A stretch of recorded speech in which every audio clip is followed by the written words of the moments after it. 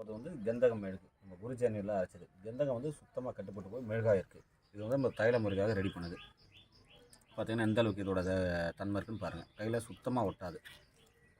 கந்தகம் மெழுகு இது வந்து நம்ம குறிஞ்சி எண்ணெயில் பக்குவப்பட்டு போயிருக்கு. எவ்வளோ நாள் வச்சாலுமே மெழுகாக தான் இருக்கும். இதை ஹீட் பண்ணால் நம்ம தைலமாக மாறி மெட்டலுக்குள்ளே ஊடுருவோம். செம்பு எதுக்காக கொடுக்க சொல்ல வந்து மெட்டல் வந்து கார்பனாக போகாமல் உள்ளே ஊடுருவி வேலை செய்யும். நோய்களுக்கும் கொடுக்கலாம். இதை வந்து நம்ம கடுகளவு இந்த அளவு எடுத்து சரும வியாதிக்கு இந்த சொரியாசிஸ்க்கெல்லாம் கொடுத்து வர சொல்ல படிப்படியாக நோய் நீங்கும். கந்தகம் மெழுகு துளி கூட நம்ம கையில் ஒட்டாது. மணியாக கூட உருட்டலாம். இப்போ உங்களுக்கு ஒரு சந்தேகம், இது வந்து கந்தகம் தானான்னு ஒரு கேள்வி வர சொல்ல இதை நம்ம ஹீட் பண்ணி பார்க்க போகிறோம். இதை எடுத்து நம்ம செம்புத்தகில் கொடுக்க சொல்ல வந்து என்ன ஆகுது, இல்லை வேறு ஏதாவது களிமண்ணை காட்டிட்டு தான் கந்தகம்னு சொல்கிறதெல்லாம் ஏமாற்று வேலை. நம்ம உண்மையாக இப்போ இது கந்தகம் தானே செக் பண்ணி பார்க்க போகிறோம். ஒரு செம்புத்தகில் எடுத்துக்கிறோம். பாருங்கள், தகிலில் மேலே வைக்கிறோம் இந்த மெழுகை. இப்போ கந்தகன்றது உங்களுக்கே தெரியும், உருகுமா இல்லை என்ன ஆகும்னு. இது உண்மையான கந்தகமாக தானான்ட்டு லேட் இருக்குங்க.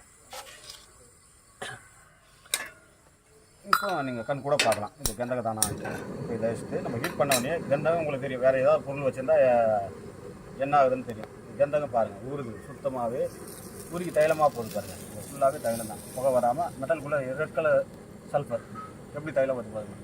ஃபுல்லாக சுத்தமான ரெட்டு மொத்தமே தைலமாக மாறுது பாருங்கள். இப்போ நம்ம இதை ஹீட் பண்ண போகிறோம். ஹீட் பட்டவுடனே எரியுது பாருங்கள். எரிஞ்சு மெட்டலுக்குள்ளே ஊடுருவோம்.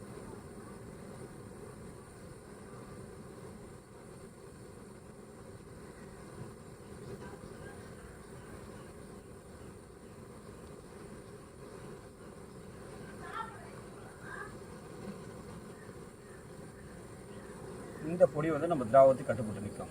மருந்துக்கு நம்ம சாதா கந்தகத்தை வர இடத்துலலாம் வந்து இந்த கந்தகம் மெழுகு கொடுக்க சொல்ல வந்து நம்ம என்ன நான் செம்பு வெட்டையாக சொல்லுவோம். இந்த செம்பு திராவத்துக்கு மேற்கொண்டு பர்பஸ் செம்புகளுக்கு கொண்டு போகலாம். சுத்தமாக இது வந்து ஆசிட்டுக்கு பச்சை வராது. அடுத்த ஆய்வில் வந்து இது ஆசிட்லாம் போட்டு காட்டுறோம். இது வந்து முதல் ஸ்டெப்பு தான். நம்ம ஆய்வில் இது ஒரு பொருள். இது மேற்கொண்டு தைலம் செய்து மற்ற வேலைகள் போடுது.